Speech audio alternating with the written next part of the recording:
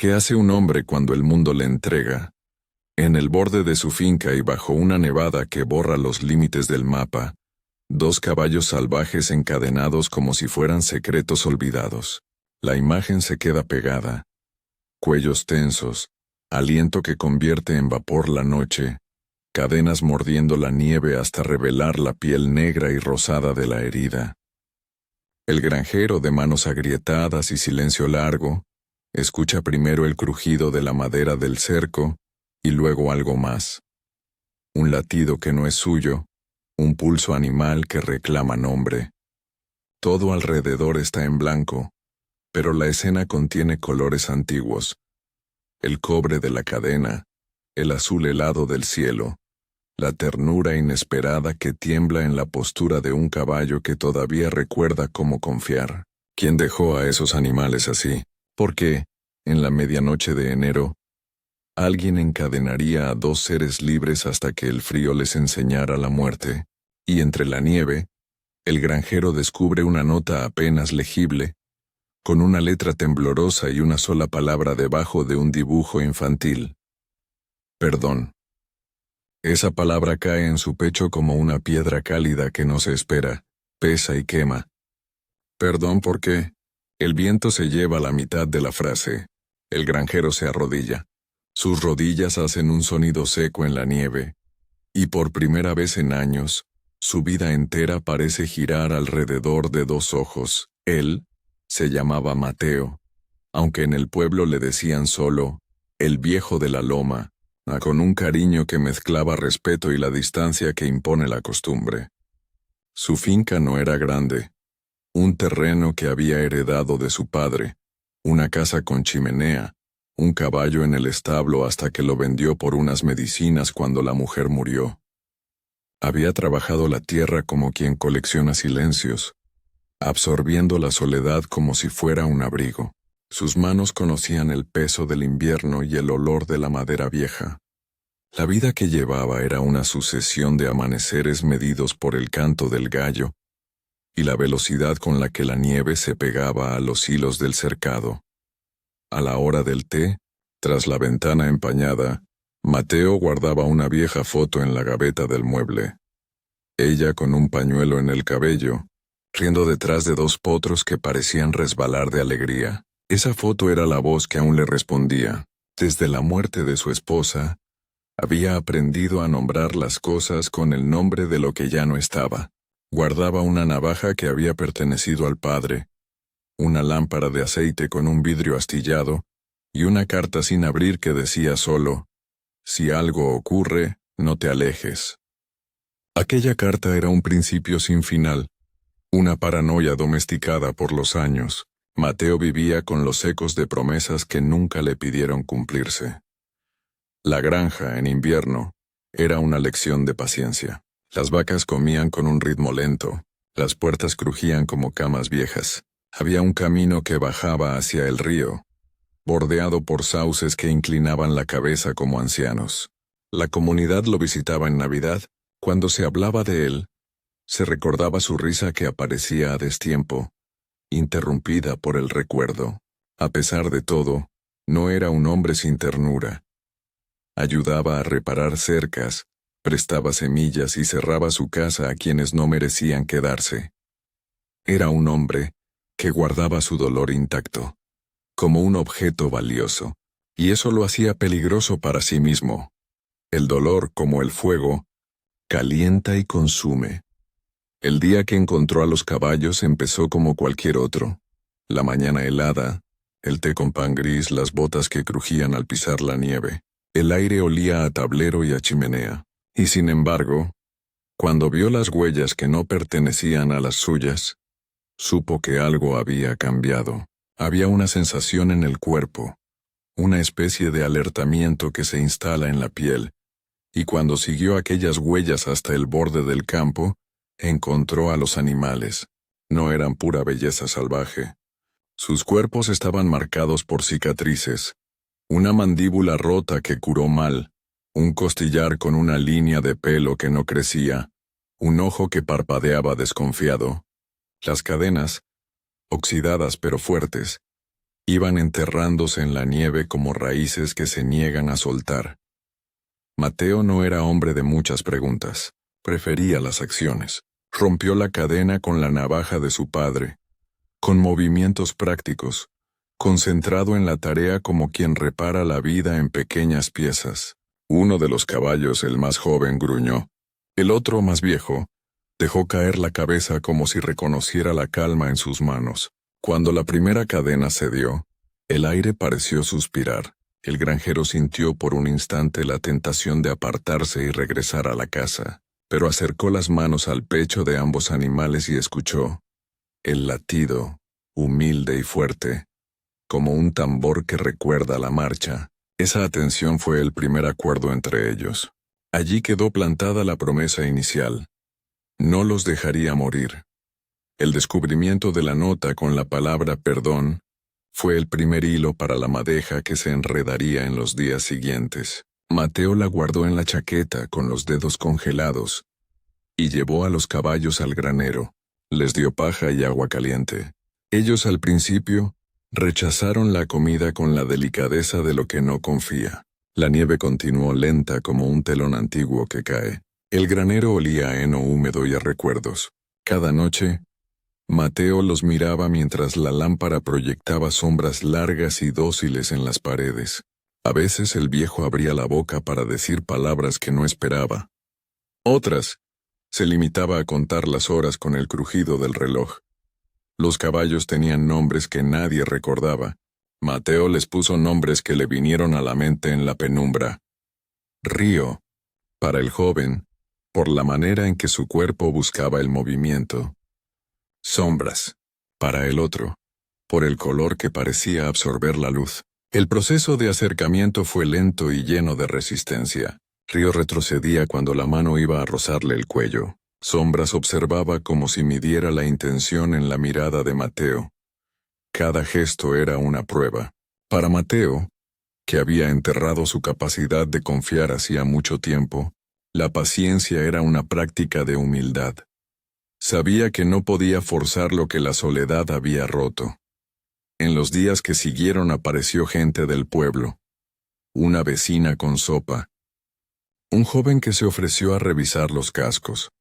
El cura que habló de pecado y redención, con una voz templada. Pero también llegó alguien con otros papeles.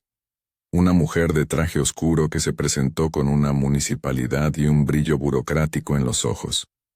Habló de denuncias, de animales que debían tener dueño, de multas. Mateo entendió las palabras pero no la intención que se escondía detrás. La nota, la palabra perdón, las cadenas, todo indagaba un pasado que exigía respuestas. ¿Quién dejó a los caballos ahí? ¿Era un acto de abandono, de crueldad, o una servidumbre más compleja?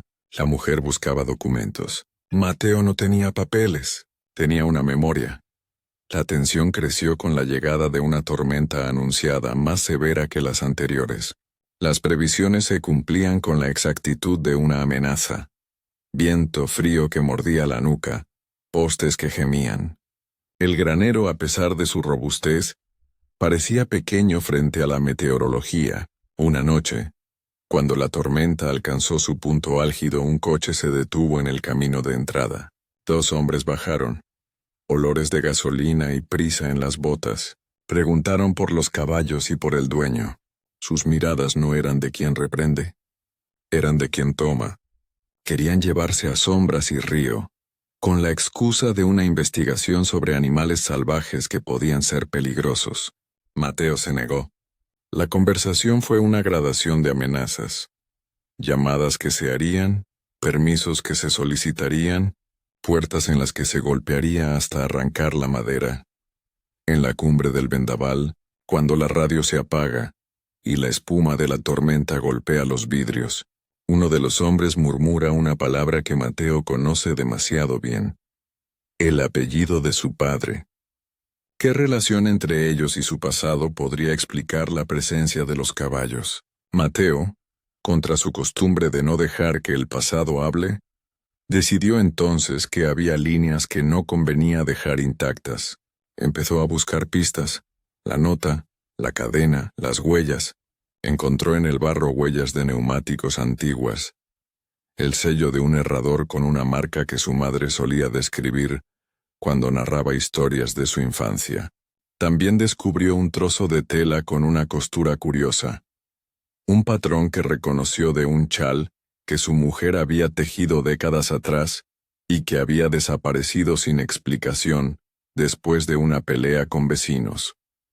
Pequeñas coincidencias que, unidas, formaban sombras en las que se distinguían nombres. Cada hallazgo reavivaba la pregunta: ¿por qué él? ¿Por qué su finca? ¿Por qué aquellos caballos aparecieron encadenados en su tierra? La relación entre Mateo y los animales empezó a transformar algo en su cuerpo. Las manos que antes evitaban tocar fotografías comenzaron a rozar el lomo de Río con una ternura torpe. Comían juntos, compartían horas en silencio. El proceso de restauración, sin embargo, no fue lineal. Río sufrió una infección en la pata. Su flanco se inflamó y la fiebre lo debiló. Mateo trabajó noches enteras con remedios caseros, recordando la voz de su madre que le enseñó a hacer emplastos con hojas de sauce. Sombras, por su parte, se apartó cada vez que alguien entraba al granero. Su mirada guardaba una alarma que parecía provenir de otro tiempo, como si hubiera visto cosas que nadie quería recordar. Una madrugada, mientras Mateo busca una medicina vieja en la caja de herramientas, escucha un relincho que no es de sus caballos. Proviene de la colina, de donde partió la niebla una hora antes. Alguien o algo ha vuelto. ¿Qué trae esa presencia con pasos de hierro? La comunidad, que al principio había respondido con compasión, empezó a dividirse. Unos creían que los animales eran un peligro, otros sentían lástima. Algunos recordaron que años atrás hubo un conflicto por tierras, una promesa rota que terminó con un incendio en un establo vecino. Aquellas historias, como raíces viejas, vuelven a buscar alimento en la memoria colectiva. Un hombre, con rencor en la voz, se atrevió a decir que los caballos podrían pertenecer a un criador de la ciudad que los buscaba. Otros murmuraron sobre apuestas clandestinas y caballos robados en las noches. Mateo escuchaba y, en vez de participar, miraba el cielo con la calma de quien ya ha visto demasiado. Mientras tanto, la nota con la sola palabra «perdón» fue descubierta por la hija del cura, que la mostró como prueba en la taberna. La palabra sembró más preguntas que respuestas. A su alrededor, los rumores crecieron y transformaron la verdad en relatos más grandes que la escena original. Un día, hallaron un broche de mujer en la nieve, con una inicial que coincidía con la de la esposa que Mateo había perdido. La coincidencia fue como una chispa. La gente empezó a mirar a Mateo con compasión y curiosidad nuevas. Él, lejos de huir, sintió que ya no podía retroceder. Las piezas del rompecabezas lo empujaban hacia la única dirección posible, hacia la historia oculta que había unido su familia a esos caballos. Una carta anónima aparece deslizada bajo la puerta de la casa de Mateo. Contiene una dirección y la frase «No confíes en sombras». La tinta está corrida por la humedad.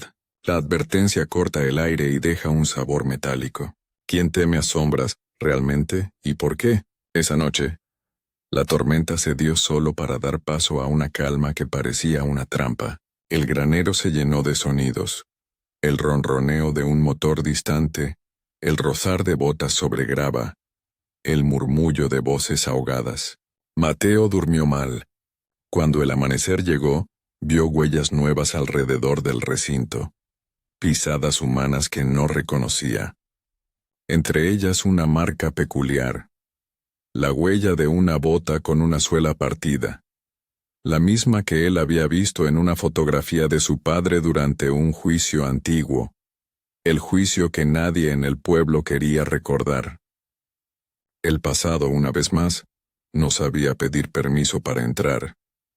Al final del día, cuando el sol fingió calentar el aire, Sombra se acercó a la puerta del granero y olfateó el chal que perteneció a la esposa de Mateo, y que él había colgado sin querer como si fuera una bandera de memoria. Sus fosas nasales se abrieron, sus orejas se movieron y por un segundo la calma fue absoluta. Sombras apoyó la cabeza en la rodilla del viejo, como quien devuelve una deuda. Mateo sintió en ese contacto una revelación que le quemó la piel. Los caballos no solo estaban encadenados, eran testigos de algo que implicaba su propia historia familiar, y en la boca de Sombras aún quedaba un olor que no era de la nieve ni del heno. Un perfume tenue, femenino, que lo condujo a un rincón del granero, donde halló una ampolleta vacía con restos de un líquido que olía a colonia. Cuando Mateo levanta la cabeza tras ese hallazgo, ve a través del portón del granero la silueta de un hombre que lo observa desde la línea de árboles. No es un vecino. Sostiene algo en la mano que refracta la luz del sol. Es la misma marca que aparece en la vieja fotografía del juicio. El hombre levanta lentamente la mano, como quien pide paciencia, y en ese gesto se revela una verdad posible. Mateo no es el único con secretos. Al mismo tiempo, desde la colina, se escucha un relincho agudo, desesperado, un llamado que parece pedir ayuda o advertir de un peligro mayor, y el sonido corta la mañana como un filo. Mateo siente que el mundo se parte en dos, la promesa que acaba de hacerse y la sombra que avanza. ¿Qué vínculo ocultan los caballos con su familia? ¿Quién vendrá a reclamar lo que aparece como suyo? ¿Y qué hará Mateo cuando la verdad inevitable y pesada por fin toque la puerta?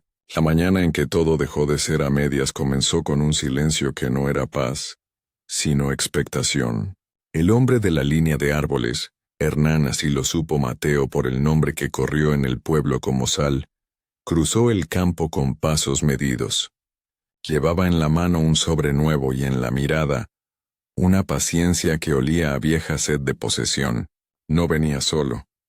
A su lado 2 hombres de botas gruesas mantenían la postura de quien espera la orden. El granero crujió cuando la puerta se abrió.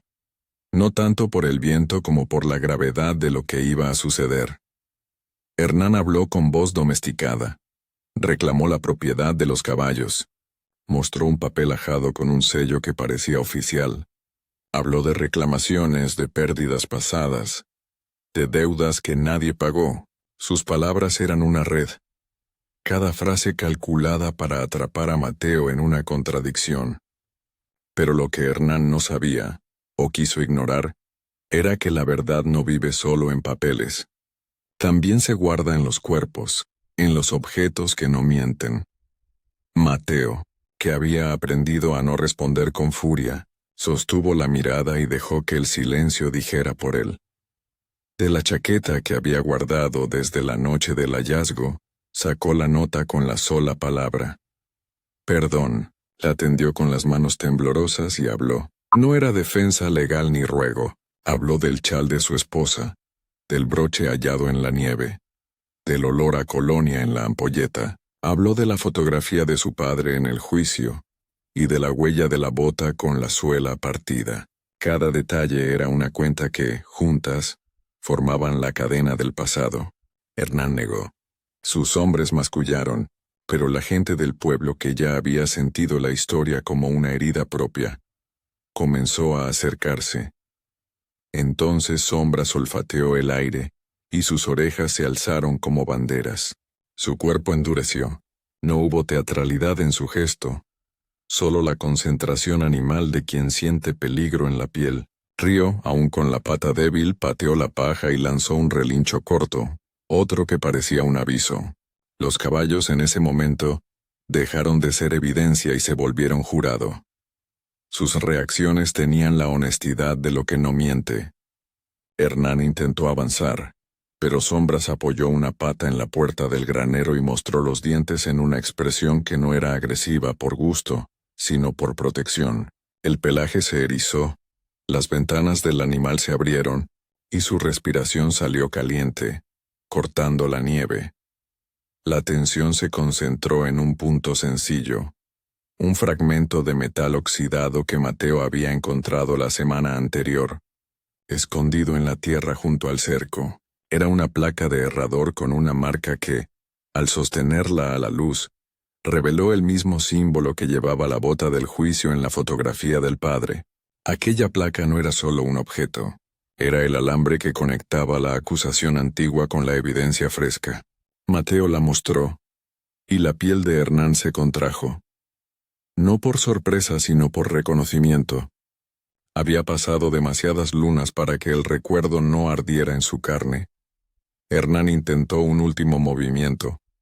Sacó de la bolsa un papel mayor, con tinta más reciente, que apuntaba a un préstamo impago y a la transferencia de caballos por contrato. Su voz buscaba la autoridad del documento, pero una mano pequeña, la de Ana, la hija de Mariela, la mujer que años atrás había cuidado en secreto de esos animales y que ahora se mantenía en la sombra, emergió desde la multitud. Ella sostuvo en alto un papel diferente. Una carta que su madre le había dado al morir, con la letra temblorosa que había dibujado un perdón, y luego una confesión más larga. En esa confesión, Mariela relataba con ojos de papel cómo había sido coaccionada por Hernán para ocultar caballos que él había robado, y cómo, en la noche del incendio, había intentado rescatar lo que pudo, entre ellos, los dos que ahora estaban junto a Mateo, a riesgo de todo. Había firmado con su nombre y debajo, una impresa que nadie esperaba. El nombre de la amante de Hernán, la mujer cuyo broche con inicial fue hallado en la nieve aquella mañana. El mundo se comprimió en la respiración de los caballos. Sombras, que había estado quieto, apoyó la cabeza en el lomo de Río y luego en el brazo de Mateo. El gesto fue simple y devastador. Un animal reconocía en aquella persona una verdad que los humanos tardaban en admitir. Hernán, enfrentado por la evidencia que su propia red de amenazas no pudo silenciar, se tambaleó. Sus flancos se movían con la mentira, como con un viento interior. Intentó negociar, suplicar, hasta prometer, pero la comunidad había oído suficientes promesas rotas. La ruptura vino cuando Mateo abrió la vieja carta que su esposa no había entregado en vida. En sus bordes la tinta corría como si hubiese llorado. Ella hablaba de una noche en que su padre, el padre de Mateo, se interpuso, intentando detener la quema del establo, y cómo Hernán había tomado la decisión de culparlo. Había pruebas, nombres, fechas, el recuerdo de un caballo que no volvió a casa. El papel cayó como una verdad que había esperado su hora. Hernán se defendió con violencia. Acusó, gritó, dejó caer apelativos antiguos. Pero la lluvia de motivos que lo cubría no pudo neutralizar el peso de los cuerpos que lo acusaban. La elección de Mateo fue entonces monumental. Podía llamar a la ley y buscar venganza formal. Podía vender los caballos para limpiar una vida empobrecida. O podía hacer lo que hasta entonces no se había permitido: escuchar el latido que le pedía reparación. Eligió la reparación. No dijo la palabra perdón como una concesión. La ofreció como puente. Habló de su padre, de la foto, de la carta que su esposa dejó, y pidió a la comunidad que considerara otra justicia: la restitución. Propuso que Hernán devolviera lo que había sido arrancado, pasara por el rito público de la verdad, y si la ley debía entrar, que entrara con la evidencia en la mano. La petición de Mateo no era ingenua, era una apuesta moral: enfrentarse a la mentira con la claridad de la memoria. Hernán, acusado y despojado del teatro de su dominio, hizo algo inesperado. Rompió en llanto. No uno de lágrimas puras, sino de arrepentimiento desnudo que deja la cara roja. Confesó que había incinerado pruebas para ocultar deudas, que había forzado a Mariela a colaborar porque su nombre estaba en la línea de quiebra, y que había firmado papeles falsos. La confesión no borró el daño, pero lo hizo visible. La comunidad murmuró. Algunos pidieron cárcel, otros, que conocían la red de necesidades y humillaciones que alimentan los crímenes, pidieron equilibrio. Hernán ofreció algo más. Devolvió los registros que había escondido en una caja metálica, documentos que legalmente aclaraban la propiedad, y dejó al descubierto la trama de engaños que lo había sostenido. En el instante que la verdad emergía. Sombras finalmente se quedó tranquilo. Sus ojos, antes llenos de alarma, se suavizaron como se suaviza una tela cuando la costura encuentra su sitio. Río, que había sufrido tanto, inclinó la cabeza y dejó escapar un largo relincho que parecía una exhalación de alivio. Mateo sintió que la antigua promesa de su esposa, la carta con la frase, si algo ocurre, no te alejes, cobraba sentido. No se trataba de huir de la verdad por miedo, sino de acompañarla hasta que dejara de doler. La caída de la tensión no fue instantánea. Fue una ceremonia que se extendió durante días. Hernán fue llevado a responder ante la justicia y, aunque algunos querían que la venganza fuera tajante, muchos otros abogaron por una reparación que incluyera trabajo comunitario y restitución material.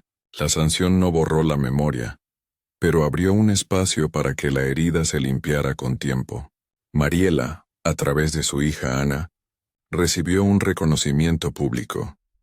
La comunidad organizó una pequeña caja con dinero para reparar su memoria y ayudó a Ana a formalizar la adopción que su madre había intentado arreglar en secreto.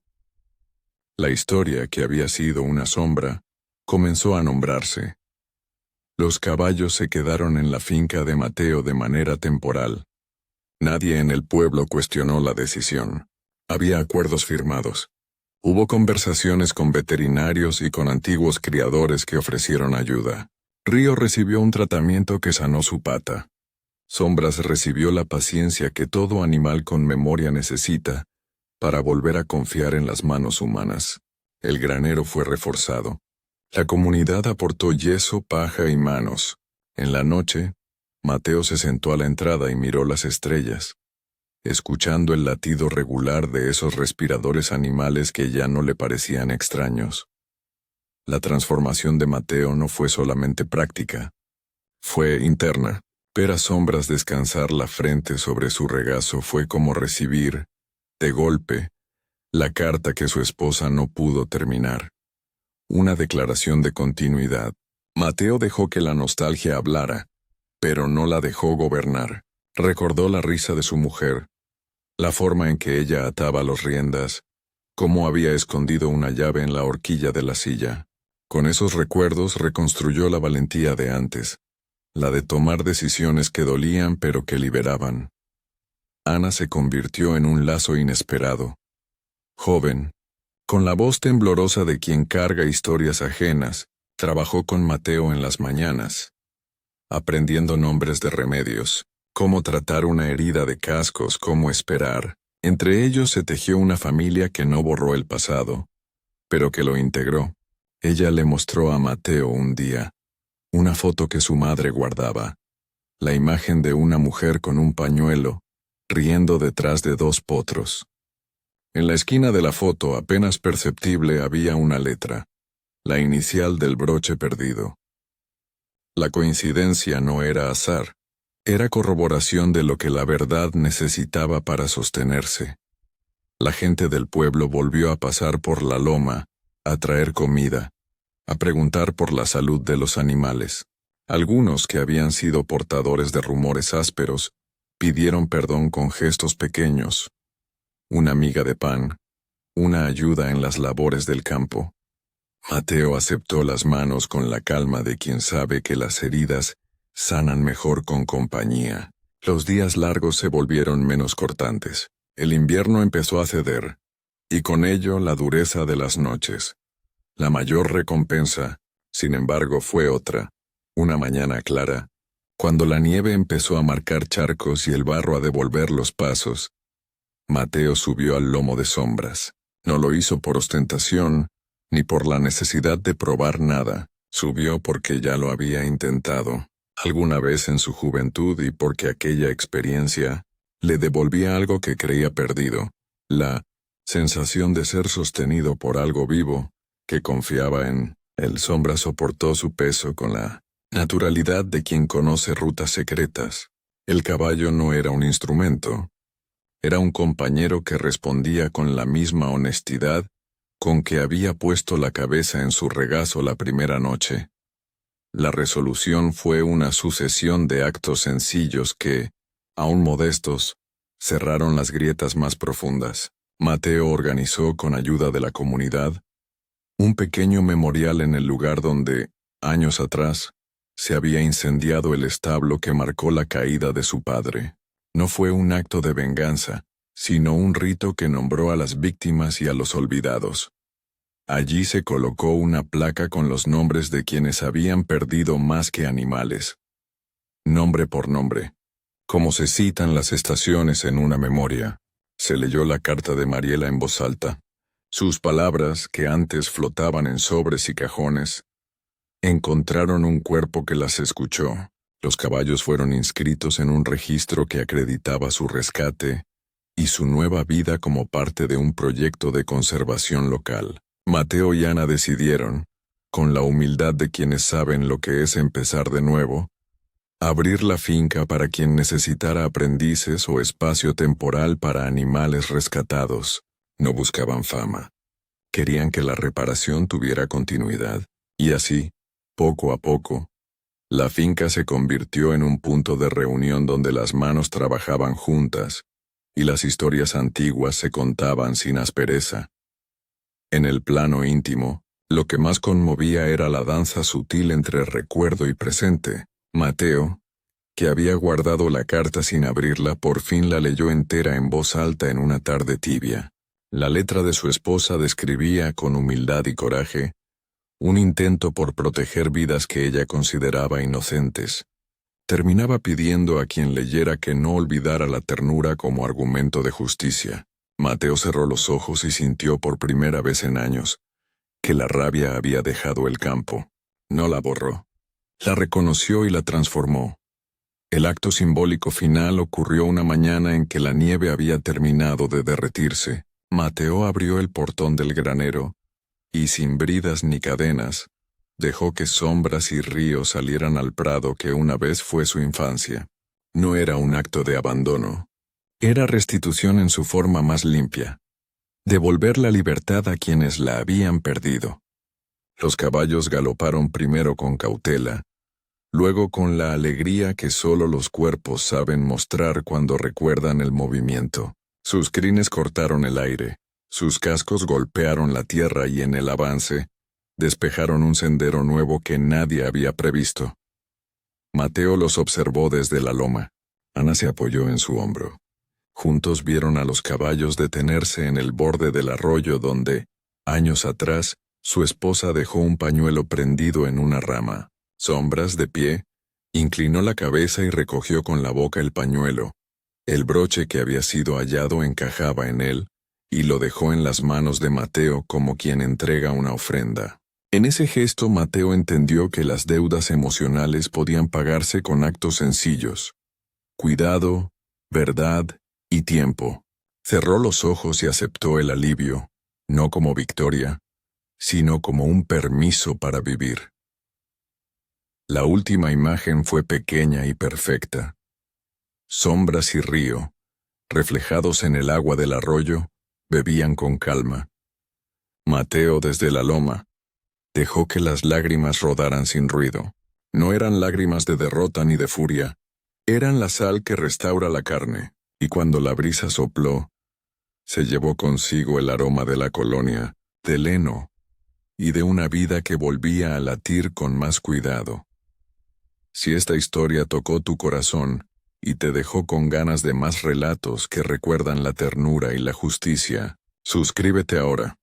Comenta qué momento te conmovió y activa la campanita para que no te pierdas las próximas historias. Comparte este video con alguien que valore la nostalgia y la profundidad. Tu comentario ayuda a que estas voces lleguen a más almas. Y si tienes una historia propia sobre animales o promesas cumplidas, escríbela abajo. Leeremos cada una con respeto.